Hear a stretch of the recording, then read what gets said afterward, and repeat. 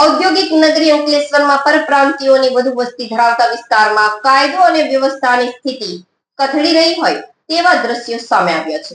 અંકલેશ્વરના મીરાનગર વિસ્તારમાં પરપ્રાંતીય શખ્સો વચ્ચે સામાન્ય બાબતે મોટો ઝઘડો ઉગ્ર બન્યો હતો.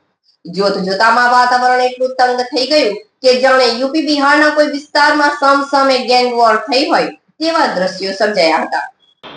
અંકલેશ્વરના મીરાનગર વિસ્તારમાં પરપ્રાંતીય શખ્સો વચ્ચે સામાન્ય બાબતે મોટો ઝઘડો ઉગ્ર બન્યો હતો. જોત જોતામાં વાતાવરણ એટલું તંગ થઈ ગયું કે જાણે યુપી બિહારના કોઈ વિસ્તારમાં સામસામે ગેંગવોર થઈ હોય તેવા દ્રશ્યો સર્જાયા હતા.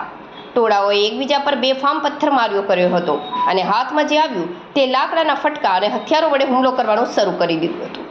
આ સમગ્ર હિંસક ઘટનાનો વિડીયો સોશિયલ મીડિયા પર વાયરલ થતા સમગ્ર પંથકમાં ચકચાર મચી ગઈ છે. પરપ્રાંતીય વિસ્તારોમાં સતત વધી રહેલી ગુનાખોરી અને માથાભારે તત્વોનો આતંક હવે સ્થાનિક લોકો માટે ભારે ચિંતાનો વિષય બન્યો છે. અંકલેશ્વરના સારંગપુર ગામની ગાંધી માર્કેટમાં પણ કાયદો વ્યવસ્થાના ધજાગરા ઉડાવતી અન્ય એક મારામારીની ઘટના સામે આવી છે. અહીં જૂના ઝઘડાની અદાવત રાખીને 4 માથાભારે ઈસમોએ ભેગા મળીને 3 યુવાનો પર લોખંડની પાઇપ, લોખંડની એંગલ અને લાકડાના સપાટા વડે જીવલેણ હુમલો કર્યો હતો. જાહેર બજારમાં થયેલા સારા જાહેર મારામારીનો વિડીયો પણ સોશિયલ મીડિયામાં જોરદાર વાયરલ થઈ રહ્યો છે.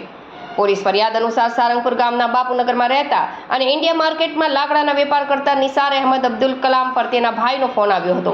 ભાઈએ જણાવ્યું કે હમીદુલ રહેમાન ઉર્ફે હમીદને અનસ અને તેના સાથીઓએ રાત્રે થયેલા ઝઘડાની અદાવત રાખીને માર માર્યો છે.